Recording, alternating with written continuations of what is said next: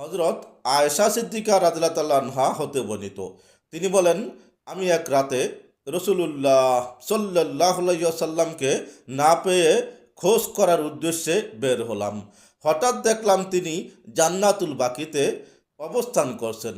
অতঃপর আমাকে দেখে তিনি বললেন, হে আয়েশা, তুমি কি আশঙ্কা করেছিলে যে আল্লাহ এবং তার রসুল তোমার উপর অবিচার করেছে?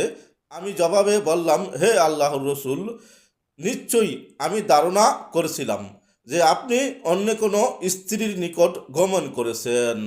তখন রসুলুল্লাহ সাল্লাল্লাহু আলাইহি ওয়াসাল্লাম বললেন, নিশ্চয়ই আল্লাহ তাবারাকা ওয়া তাআলা শাবানের 15 তারিখের রাতে দুনিয়ার নিকটতম আসমানে নেমে আসে। অতঃপর বনি কালব গোত্রের বকরির পশমের সংখ্যক গুনাহগার বান্দাকে ক্ষমা করেন। হাদিস তিরমিজি শরীফ।